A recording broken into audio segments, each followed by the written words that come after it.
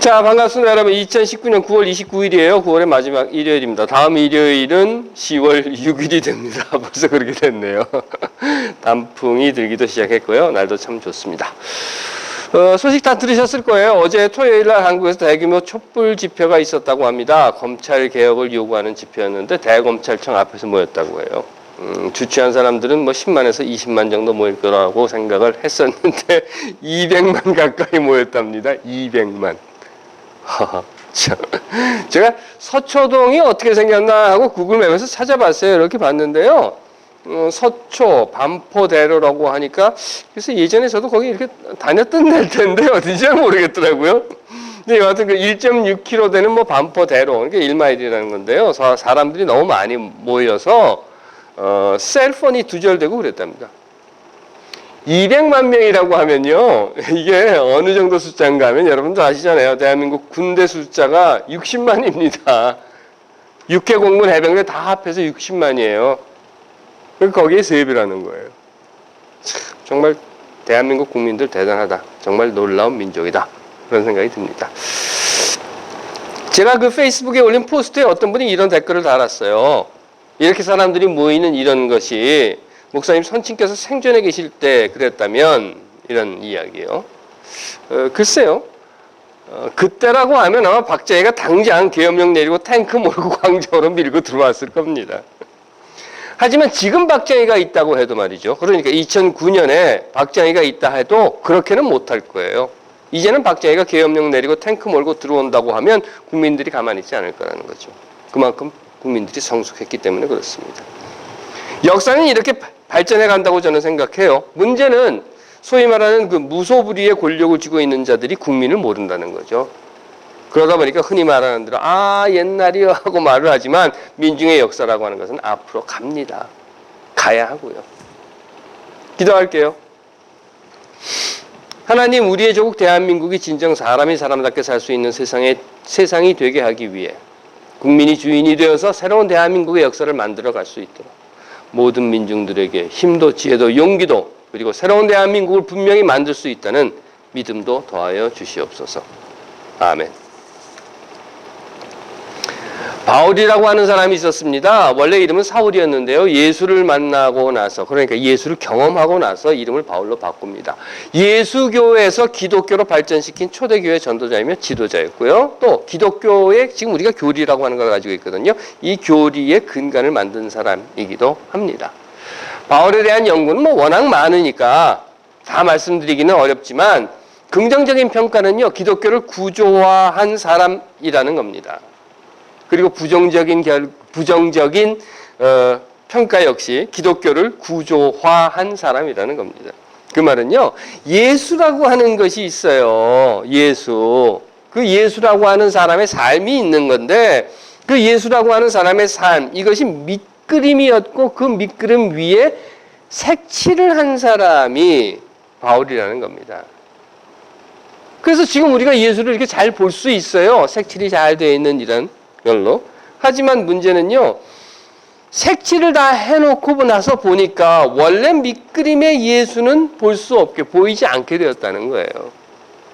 그 결과 오늘 우리는요, 바울을 볼 때 그러니까 예수를 볼 때 바울을 통해서 보고 있다는 겁니다. 물론 우리에게는 복음서라고 하는 것이 있어요. 그래서 바울이 칠하지 않은 예수의 모습 또한 우리가 가지고 있기 때문에 우리는 늘 이 두 그림을 같이 놓고 예수를 찾아봐야 하는 겁니다. 바로 그 바울의 이야기예요. 여러 번 제가 여러분들께 말씀드렸는데 원래 유대 율법주의자였습니다. 그리고 예수교 척결에 앞장섰던 사람이에요. 그런데 갑자기 어느 날 예수를 탁 경험을 하고는 휙 돌아서 버립니다. 전향을 했다는 거죠.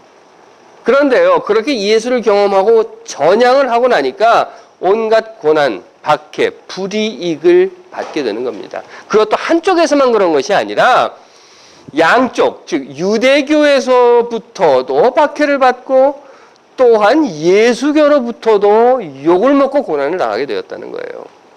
유대교 쪽에서는 뭐라고 이야기했는가 하면 저거 배신자야 이랬다는 거죠. 원래 유대교였었는데 휙 돌아서 버렸으니까.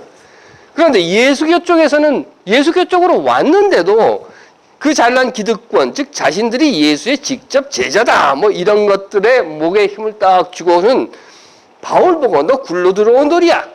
지가 뭔데? 하고 배척과 따돌림을 했다는 겁니다. 결국 바울은요, 히브리계 예수교가 이렇게 꽉 움켜쥐고 있는 예루살렘과 유다 땅에서 환영을 받지 못하고, 아니 환영은 그냥 오히려 내쫓김을 당하게 되고 맙니다. 그 결과 바울은 이방인, 즉 로마가 지배하고 있는 소아시아와 유럽으로 떠나게 되었고, 물론 그로 인해서 기독교의 세계를 향한 확장이라는 결과를 낳게 되기도 했던 겁니다. 그런 바울이 지금 빌립보 교회를 향해서 쓴 편지에서 이런 말을 해요. 만일 어떤 사람이 세속적인 것을 가지고 자랑하려거든 나에게는 너희들보다 훨씬 더 자랑할 게 많다. 이런 말입니다. 이건 무슨 말인가 하면요, 앞서서 제가 말씀드린 대로 히브리계 기독교인들이 바울을 비난하는 말에 대한 반박인 거예요. 너희가 지금 민족 따지냐? 야, 민족 따질 거면 내가 이스라엘 백성 가운데서도 난 베냐민 지파 사람이야.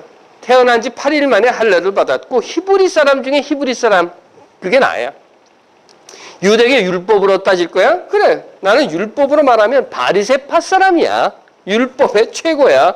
열성으로 말하면 내가 교회를 박해했던 사람이고, 율법을 지킴으로 해서 올바른 사람으로 인정받는다라고 하면 나는 조금도 흠이 없는 사람이야. 이런 말을 한 겁니다. 하지만 이어서 바울은요, 이런 말도 해요.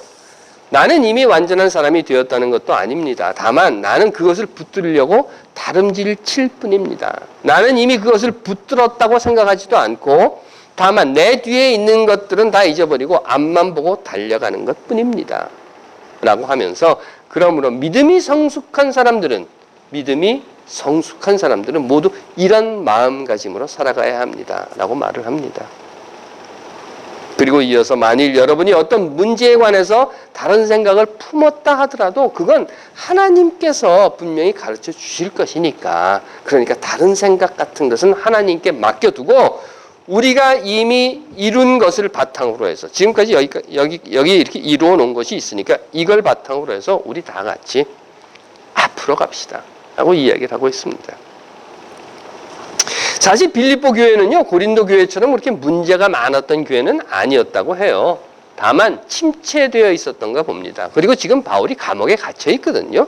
그러니 직접 갈 수 없는 상황에서 빌립보 교회에게 다시 한번 힘내자 하는 말을 전하고 있는 겁니다.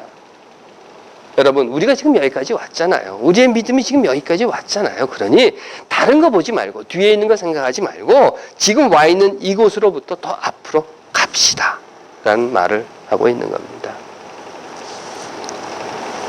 아이들은 자라나죠.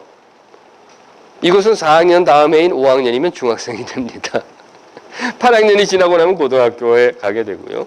나이에 따라서 몸이 이렇게 커집니다. 그리고 흔히 말하는 대로 머리도 커지는 거예요. 옛날 어른들이 그러셨죠. 머리가 커지면 말을 안 듣는다고. 그런데 머리가 커지면요, 그만큼 책임도 커진다는 것을 가르쳐 줘야 합니다.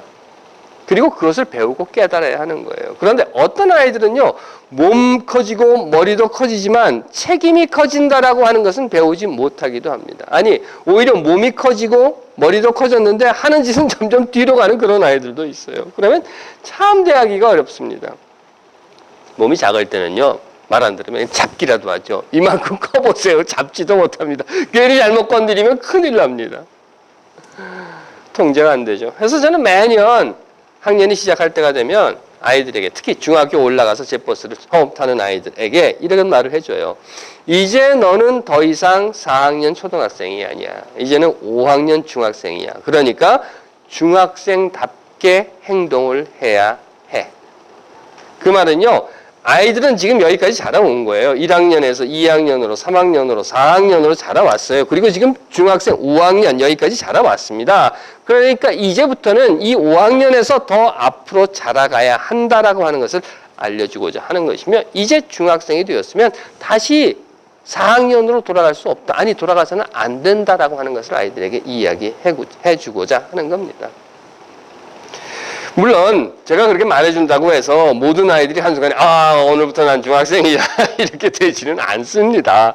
초등학교 때부터 가지고 있었던 버릇 한동안 가요. 그렇다 하더라도 아이들의 변하는 모습이 한순간에 눈에 들어오지 않는다 하더라도 아이들은 변하고 자랍니다. 아니, 변하고 자라며 그 순간으로부터 더 앞으로 나가야 하는 것입니다. 바울의 이야기는 그것이었어요. 지금 여러분들의 믿음이 여기까지 왔으니 그렇다고 해서 여러분들이 다 이루었냐? 아니에요. 이미 다 잡았냐? 그것도 아니라는 겁니다. 다 왔다? 그것도 아니라는 거예요. 이제는 지금까지 온 이곳 여기에서부터 더 앞으로 가야 하는 겁니다. 라고 이야기하고 있는 겁니다. 아이들이 성장하는 모습이나 믿음이 자라가는 것과 마찬가지로 세상도 자랍니다. 세상도 더욱 발전해 간다는 겁니다. 이미 앞에서 말씀드린 것처럼 지금 2019년에 박정희 같은 것이 나온다고 해서 계엄령이 통할 거라고 생각하지는 않습니다. 지금 2019년에 전두환 같은 것이 나온다고 해서 광주 민주화 항쟁을 그렇게 무참히 짓밟으며 총질을 할 수는 없을 것이라는 말입니다.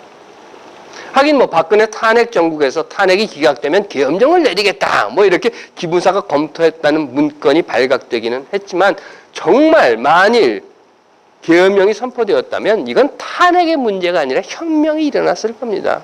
그것도 엄청난 시민혁명이. 왜? 이제는 그런 짓을 허락할 국민이 아니라는 거예요. 그런 짓을 가만두고 볼 민중이 아니라는 겁니다. 왜? 민중의 의식이 수준이 바뀌었고 그 민중의 의식과 수준이 바뀜에 따라서 높아짐에 따라서 세상이 바뀌었다는 겁니다. 혹시 기억하시는 분들도 계실 거예요. 2011년에 한진중공업 집단 해고 사태가 있었습니다.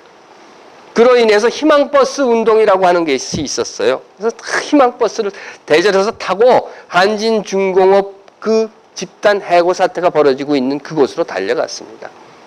그래서 검찰이 어떻게 했는지 아십니까? 희망버스를 탔던 사람들에게 재물 손괴 무슨 폭력 이런 것들을 운운해가면서 기소를 해버렸어요. 어제 검찰 개혁을 외치기 위해서 개혁버스를 타고 검찰청 앞에 모인 사람들 기소해보라고 하세요. 어떻게 될지. 이제는 안 된다는 거예요. 세상이 바뀐 겁니다. 왜? 국민이 바뀌었거든요. 민중의 의식이 바뀌었다는 겁니다. 그런데 그 바뀐 걸 몰라요. 아니, 알아요. 그런데 모른 척해요. 그리고는 그대로 버티기로 일관하는 겁니다. 누가? 적폐 기득권을 쥐고 있는 자들이에요. 수구 언론이라든가 검찰, 법원, 거기다가 자한당. 왜? 이거 놓치면 너무도 많은 것을 잃어버리게 될까봐 두려운 거죠. 그러니 죽기 살기로 붙잡고 내놓지 않으려고 아둥바둥 악다구를 쓰고 있는 겁니다. 하지만 바뀌었어요. 이제는 안 돼요. 이제는 교회가 로마로 가고 있는 겁니다.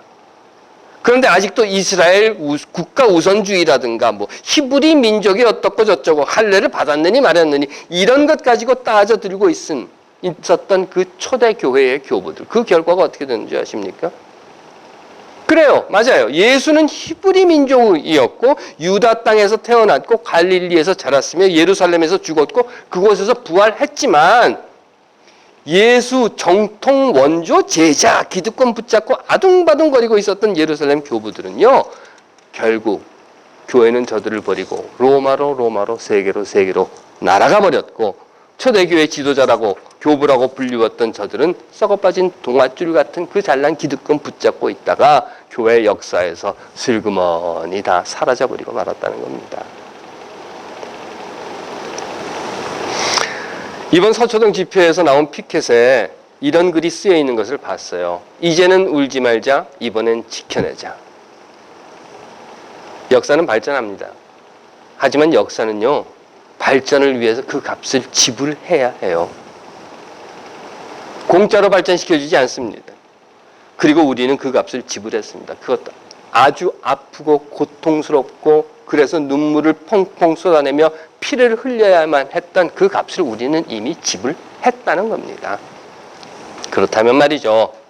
우리가 이미 지불한 값에서 우리는 배워야 합니다.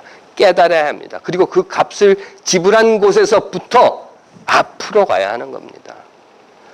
바울의 이야기처럼 지금 여러분들의 믿음이 여기까지 왔으니, 지금 우리의 조국 대한민국의 역사가 여기까지 왔으니, 물론 그렇다고 해서 다 이룬 거 아닙니다. 이미 다 잡은 것도 아닙니다. 이미 목적지에 도착한 것도 아닙니다. 그러하기에 이제는 지금까지 온 이곳에서, 이 믿음에서, 이 역사에서 더 앞으로 가야 한다 라는 말을 하고 있는 것입니다. 하나님께서 사랑하시는 여러분, 우리 앞에서 역사에 지불한 값이 헛된 것이 되지 않게 하기 위해서 우리 모두 앞으로 나갑시다. 기도하겠습니다. 하나님, 오늘이 어제보다 좋은 날이 되게 하기 위하여 역사에 지불한 값을 잊지 않게 하시고, 내일이 오늘보다 더 좋은 세상이 되게 하기 위해 우리가 앞으로 나아가게 하소서. 아멘.